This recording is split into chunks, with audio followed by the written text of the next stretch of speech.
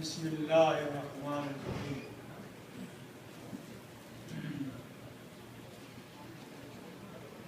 افمن یمشی مکبا علی وجہہ اہدی امن یمشی سویا علی صراط مستقیم۔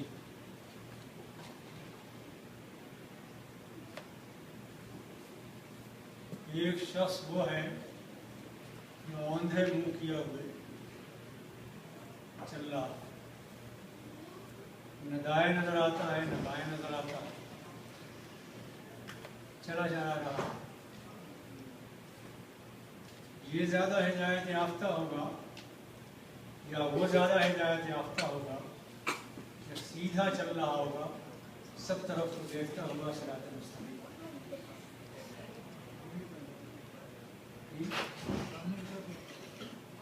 سامنے آگے پیچھے دائیں بائیں سب نظر آئے گا، اور جو اندھے منہ چل رہا ہوگا اسے تو کچھ نظر نہیں آئے گا۔ یہ کافر کی مثال ہے اور وہ مومن کی مثال ہے۔ مومن کی مثال ایسی ہے جو دائیں بھی دیکھتا ہے، بائیں بھی دیکھتا ہے، آگے بھی دیکھتا ہے، کانوں سے بھی کام لیتا ہے، آنکھوں سے بھی کام لیتا ہے، بصیرت سے بھی کام لیتا ہے، بصارت سے بھی کام لیتا ہے، اور سیدھا صراط مستقیم پر چلتا ہے۔ انہوں نے باپ دادا سے جو پا لیا راستہ، نہ سوچنا چاہتے ہیں، نہ سمجھنا چاہتے ہیں، نہ آنکھوں کو کام میں لانا چاہتے ہیں، نہ کانوں کو کام میں لانا چاہتے ہیں، نہ دماغ کو کام میں لانا چاہتے ہیں، بس اندھا منہ کیے ہوئے چلے جا رہے ہیں۔ انجام کیا ہوگا؟ انجام یہ ہوگا کہ حشر کے میدان میں بھی یہ لوگ جہنم کی طرف منہ کے بل گھسیٹے جائیں گے۔ ونحشرهم یوم القیامۃ علی وجوہہم عمیٰ وبکماً وصماً، اور قیامت کے دن انہیں اٹھایا جائے گا جہنم کی طرف منہ کے بل، نہ ان کی سماعت ہوگی، نہ آنکھیں ہوں گی، نہ کان ہوں گے، کچھ نہیں ہوگا۔ جو منظر یہاں انہوں نے پیش کیا ہے وہی سلوک ان کے ساتھ وہاں۔ بہت ہی نمایاں مثال ہے مومن کی برکات کہ انہیں ہدایت کی کتاب سنائی جا رہی ہے، رسول کی سیرت موجود ہے، رسول کو اپنی آنکھوں سے دیکھ رہے ہیں، مگر نہ کان کام کرتے ہیں، نہ آنکھیں کام کرتی ہیں، نہ دل کام کرتا ہے، کوئی چیز ان کی سمجھ میں نہیں آتی، اوندھے میں چلے جاتے ہیں۔ قل هو الذی انشأکم وجعل لکم السمع والابصار والافئدہ قلیلا ما تشکرون۔ ان سے کہیے کہ وہ ہے تمہیں پیدا کرنے والا اللہ، اس نے تمہیں پیدا کیا، اور یہ سماعت دی ہے، سننے کی طاقت دی ہے، آنکھیں دی ہے، اور دل دیا، مرکز ہے تمام چیزوں کا سوچنا، مگر پھر بھی تم بہت کم شکر ادا کرتے۔ یہ دو قوتیں انسان کی علم کے ذرائع ہیں۔ انسان جو علم حاصل کرتا ہے اس کا ذریعہ، سب سے بڑا ذریعہ کان ہے، اس لیے کہ آنکھیں اس کے بعد ہیں۔ کان سے سب سے زیادہ سیکھتا ہے۔ بچہ جو زبان سیکھتا ہے وہ کانوں سے سیکھتا ہے، اور جتنے علوم ہم سیکھتے ہیں اس میں سے بڑا حصہ سماعت کے ذریعے سے، تقریر سنتے ہیں سماعت، آنکھوں سے دیکھتے ہیں، کتاب دیکھتے ہیں، پڑھتے ہیں، مگر اس کے مقابلے میں کم۔ تو دو چیزوں کو بیان کیا، سمع، ابصار، اور بھی قوتیں ہیں، چکھنے کی قوت، سونگنے کی قوت، مگر وہ بہت محدود ہے، کم اس سے چیزیں حاصل ہوتی ہیں۔ کان سے اور آنکھ سے زیادہ علم حاصل ہوتا ہے، اور قلب اس کا مرکز ہے، ساری چیزیں وہاں پیش ہوتی ہیں اور وہاں سے فیصلے ہوتے ہیں، جذباتی فیصلے وہیں سے ہوتے ہیں، مگر تم شکر نہیں ادا کرتے۔ اگر آدمی صرف سماعت پر غور کرے تو کتنی بڑی نعمت ہے، صرف آنکھ پر غور کرے کتنی بڑی نعمت ہے، لیکن ان سے کام نہیں لیتا، حالانکہ آنکھوں سے کام لے، سماج سے کام لے، سمجھ میں آئے کہ حق کیا ہے نا حق کیا ہے، لیکن جب آدمی ان چیزوں کو استعمال ہی نہ کرے تو شکر اللہ علیہ قل هو الذی ذراکم فی الارض، اللہ وہ ہے جس نے تمہیں زمین میں پھیلایا، پوری زمین میں آباد ہو، کہاں کا آباد، پوری دنیا میں آباد کر رکھا ہے، وَإِلَيْهِ تُحْشَرُونَ، تم ایک دن سب کے سب جمع کیے جاؤ گے، اللہ واپسی ہوگی تمہاری، اللہ کی جمع کیے جاؤ، تم سے زندگی کا حساب لیا جائے۔ اب یہ پوچھتے ہیں کہ جب ان سے حشر کے ذکر کیا جاتا ہے کہ ان سے حشر میں حساب کتاب ہوگا، قیامت آئے گی، تو پوچھتے ہیں متى هذا الوعد، وہ قیامت کب آئے گی؟ تو کیا اگر تمہیں تاریخ بتا دیں تو تیاری شروع کر دو گے؟ نہیں کرو گے۔ موت کا ہر ایک کو یقین ہے لیکن کسی کو نہیں معلوم کب آئے گی۔ کسی کی چیز کا یقین کرنے کے لیے تاریخ ہونا معلوم ہونا ضروری نہیں۔ ہر ایک جانتا ہے کہ موت آئے گی، کون نہیں یقین کرتا، لیکن اس کی تاریخ تو نہیں معلوم کسی کو بھی۔ تو تاریخ معلوم نہ ہونے سے کسی چیز کا یقینی ہونا ضروری نہیں، کسی چیز کا بے یقینی ہونا ضروری نہیں۔ وَيَقُولُونَ مَتَىٰ هَٰذَا الْوَعْدُ إِن كُنتُمْ صَادِقِينَ قُلْ إِنَّمَا الْعِلْمُ عِندَ اللَّهِ، ان سے کہو کہ آخرت کا علم صرف اللہ ہے، کب لائے گا، کب آئے گی، اللہ کو معلوم، لیکن ہاں آنا ضروری ہے، یقینی ہے۔ کیوں ضروری ہے؟ اس لیے کہ اس کائنات پر غور کرو، تمہاری عقل یہ تسلیم کرے گی، فیصلہ کرے گی کہ یقیناً قیامت کے دن آنا چاہیے۔ اسی دنیا میں لاکھوں ایک انسان نے مار دیا، لاکھوں کو ختم کیا، لاکھوں کو بیوہ کیا، لاکھوں کو یتیم کیا، کیا اللہ کا فیصلہ نہیں ہوگا اس کا؟ یقیناً لاکھوں بے قصور مارے گئے، ان کا کوئی حساب کتاب اللہ نہیں کرے، کیسے ہو سکتا؟ عقل فیصلہ کرتی ہے کہ یقیناً ایک حساب کا دن ہونا چاہیے، فیصلے کا دن ہونا چاہیے، ظالم کو ظلم کا پورا بدلہ ملے، اور نیکوکار کو کاجر بات ملے۔ قُلْ إِنَّمَا الْعِلْمُ عِندَ اللَّهِ، ان سے کہو کہ اس کا علم، واقعی علم اللہ کے پاس ہے۔ وَإِنَّمَا أَنَا نَذِيرٌ مُبِينٌ، میں تو صرف ڈرانے والا ہوں، کھلا ہوا۔ میری ذات پر غور کرو تو میں معلوم ہوگا کہ میں ڈرا رہا ہوں جن چیزوں سے، وہ یقینی چیزیں۔ اینٹ مارو گے کسی کے تو پتھر مارے گا، کیسے ہو سکتا ہے کہ وہ دعائیں دے؟ نہیں ہو سکتا۔ دنیا انصاف پر قائم کی ہے، تم نے اینٹیں ماری ہیں تو اینٹیں کا جواب ملے گی، دعائیں دی ہیں دعائیں جواب میں ملے گی۔ یہ ہونا ہے ایک دن، اس دن سے ڈرانے کے لیے میں آیا ہوں۔ فَلَمَّا رَأَوْهُ زُلْفَةً سِيئَتْ وُجُوهُ الَّذِينَ كَفَرُوا وَقِيلَ هَٰذَا الَّذِي كُنتُمْ بِهِ تَدَّعُونَ، جس دن وہ قیامت کے دن عذاب کو اپنے قریب دیکھیں، مرنے کے بعد نظر تو آئے گا، آنکھیں بند ہوتے ہی نظر آنے لگتا ہے۔ مرنے کے بعد جس دن حشر کے میدان میں اپنے عذاب کو قریب دیکھیں گے تو ان کے چہرے بگڑ جائیں گے، کلون چھا جائے، سیاہ ہو جائے۔ پھانسی گھر کی طرف لے جاتے ہوئے پھانسی والے کو جو کیفیت ہوتی ہے وہ کیفیت ہوتی ہے۔ وَقِيلَ هَٰذَا الَّذِي كُنتُمْ بِهِ تَدَّعُونَ، اور کہا جائے گا ان سے کہ یہ ہے وہ دن، وہ عذاب جس سے تمہیں ڈرایا جا رہا ہے۔ تم اگر دنیا میں ڈر گئے ہوتے تو بدل گئے ہوتے، آج اس کے ایندھن نہیں بنتے، لیکن تم نے سوچا نہیں، غور نہیں کیا۔ قُلْ أَرَأَيْتُمْ إِنْ أَهْلَكَنِيَ اللَّهُ وَمَن مَّعِيَ وَرَحِمَنَا، اب یہاں پر یہ آیت جو ہے اس موقع کی ہے کہ جب محمد صلی اللہ علیہ وسلم نے نبوت کا آغاز کیا، اعلان نبوت کیا، اور کچھ نوجوان اسلام لے آئے۔ یہ بات ذہن میں رہنا چاہیے کہ انقلاب ہمیشہ نوجوانوں کے ذریعے آیا،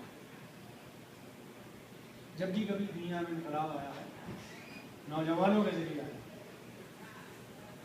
اور جو صحابہ کرام تھے محمد صلی اللہ علیہ وسلم کے ساتھی، سب جوان تھے، सबसे ज़्यादा उम्र का आदमी एक था, वो कौन था? अबू बकर सिद्दीक। रसूलुल्लाह की उम्र 40 साल थी तो उनकी 38 साल थी। 38 साल का इंसान सबसे बड़ा था, बाकी सब छोटे नौजवान। इन नौजवानों ने इनकलाब बर्पा किया। बूढ़े तो बहुत हिकमत सोचते हैं, अकल ज़्यादा आ जाती है, बहुत चीज़ें सोचना पड़ती हैं उनको। नौजवान बेड़ियों से आज़ाद होता है, वो सोचता नहीं है ज़्यादा, वो जाने कुर्बान कर देता है। ईरान का इनकलाब भी कॉलेज की लड़कियों जब फौज के सामने, टैंकों के सामने लेटी हैं तो यहाँ ईरान का इनकलाब आया। और रहीन मिन्नत है नौजवान लड़कियों, पढ़ी होगी तारीख आपने, जो हमने पढ़ी हुई है। तो उस वक्त ये हुआ जब लड़के ईमान लाने लगे और लड़कियां भी ईमान लाने लगी, तो घर घर बुजुर्गों ने, बड़ों ने, उन लड़कियों के बड़ों ने, उन लड़कों के बड़ों ने बद्दुआएं देना शुरू की रसूलुल्लाह, और कहा कि ये तबाह हो जाए, बर्बाद हो जाए।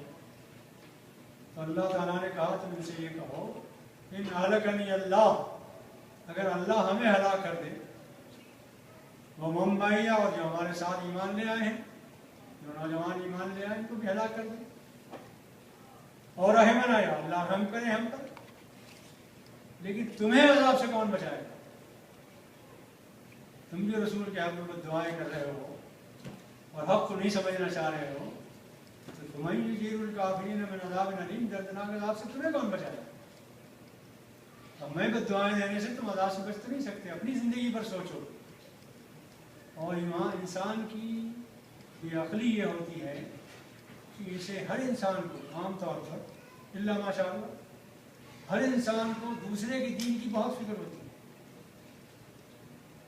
अपने दीन से गाफिल होता है। और अगर फर्ज कीजिए कि कुछ हिदायत की बातें आ भी जाएं, अखबार में आई, रिसाले में आई, किताब में आई, तकरीर में सुनी, तो दूसरों पर फिट करने की कोशिश करता है, अपने ऊपर फिट नहीं करता। ये कमजोरी है इंसान की। बात यह है कि जो हिदायतें दी जा रही हैं, नसीहतें की जा रही हैं, अपने बारे में सोचो कि तुम्हारा क्या होगा। लोग पूछते हैं ना कि क़यामत में फलां का क्या होगा, फलां का क्या, अपने बारे में नहीं पूछते कि हमारा क्या होगा, दूसरों के बारे में पूछते हैं कि फलां ने ऐसा किया तो वो उसका हश्र कैसे होगा, फलां ने ये किया तो उसका हश्र कैसे होगा। भाई अपनी फिक्र करो, अपनी नबैत तुम अपनी फिक्र इंसान कम करो, अपने बारे में खुशमान रहता है। कुल हुवर रहमान व आमन्ना बिही, तुम इनसे कह दो वो रहमान, हम उस पर ईमान ले आए, और जो रहमान पर ईमान लाया है वो रहम से नवाजा जाएगा या नहीं। रहमान सीगा है मुबालगे का और जोश का, वो खुदा जिसकी रहमानियत और रहीमियत, जिसका रहम, जिसकी नवाजिश जोश मार रही है, और इतने जोश मार रही है कि सबसे बड़ी नेमत उसके इसी रहमानियत का सिला। आपको मालूम है आपके पास सबसे बड़ी नेमत क्या है? अल्लाह ने जो नेमतें आपको दी हैं उसमें सबसे अजीम नेमत वो रहमान का नतीजा है, रिजल्ट। और रहमान अल्लमल कुरान, रहमान ने तुम्हें कुरान सिखाया, ये सबसे बड़ी नेमत। गौर कीजिए, इससे जुड़ने की ज़रूरत, इसे पढ़ने की ज़रूरत, इससे ताल्लुक़ कायम करने की ज़रूरत। रसूलुल्लाह सल्लल्लाहु अलैहि वसल्लम ने फरमाया, हदीस कुदसी है, मिशकात में है, फरमाया कि जो शख्स कुरान से जुड़ जाए, शुभ और रोज़ कुरान पढ़ता रहे, सोचता रहे, गौर करता रहे, फिक्र करता रहे, इसमें तदब्बुर करता रहे, और उसे अल्लाह से दुआ मांगने की फुर्सत भी न मिले, इतनी फुर्सत नहीं मिलती कि दुआ मांगे अल्लाह से, ज़रूरतमंद है लेकिन नहीं मांग रहा है, मौका ही नहीं, اسی میں لگا ہوا کہ یہ آیت اور سمجھ لوں، یہ اور سمجھ لوں، یہ اور سمجھ لوں. تو اللہ تعالیٰ کہتا ہے ایسے بندے کو جس کو قرآن نے اپنے اندر اتنا لگا لیا ہے، مشغول کر لیا ہے، ایسے بندے کو بغیر مانگے مانگنے والوں سے زیادہ دوں گا. سوچئے یہ ہے الرحمن علم القرآن. پھر ایک بات اور ہے کہ اس سے بھی بڑی نعمت کیا ہوگی کہ جو انسان کو سیدھی راہ بتائے، جنت کا راستہ بتائے، اس سے بڑی نعمت اور کیا ہوگی. لیکن اللہ تعالیٰ کہتا تم اسے پڑھ نہیں سکتے تھے، سمجھ نہیں سکتے تھے اگر میں تمہیں بیان نہ دیتا. الرحمن علم القرآن خلق الانسان علمہ البیان. بولنے کی طاقت دی ہمیں اسے، پڑھنے کی طاقت دی. اگر یہ بولنے کی طاقت نہ ملتی تو کیسے پڑھتے اسے، کیسے سمجھتے، اس کی تلاوت کیسے کرتے. بہت بڑی نعمت ہے. رحمان ہونے کا نتیجہ ہے کہ اللہ نے نواز کی. تو ہم اس اللہ پر ایمان لائیں جو رحمان ہے. والے ہی توکلنا، بھروسہ بھی ہمارا اسی پر. مکے کی زندگی میں جو تکلیفیں تم ہمیں پہنچا رہے ہو، جو زحمتیں دے رہے ہو، جو راستے میں کانٹے بچھا رہے ہو، گلی گلی پوچھے پوچھے ستا رہے ہو، اللہ پر ہمارا بھروسہ ہے، وہ راستہ صاف کرے گا. اور نبی صلی اللہ علیہ وسلم مدینے گئے، کتنے سال کے بعد لوٹے مکہ؟ بتائیے نا بھائی. 8 سال بھائی،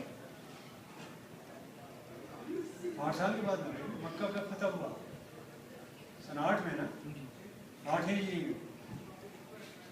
تو اللہ رحمان پر بھروسہ کیا، 8 سال میں انقلاب آ گیا. فَسَتَعْلَمُونَ مَنْ هُوَ فِي ضَلَالٍ مُبِينٍ. اور جلدی تم جان جاؤ گے، تمہیں معلوم ہو جائے گا کہ کھلی ہوئی گمراہی میں تم تھے یا ہم تھے. تم ہی کھلی ہوئی گمراہی میں. اچھا صرف نظر کرو سب باتوں سے، چھوڑو،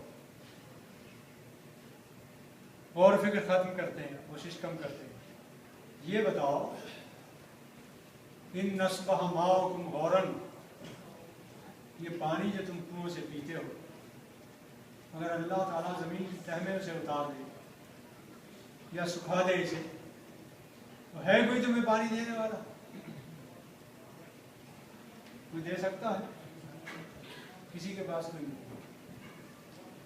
اس خدا کو جس نے تمہاری پرورش کا، تمہاری زندگی کا سارا انتظام اس زمین پر کر رکھا ہے، اس خدا کو بھولے ہوئے ہو.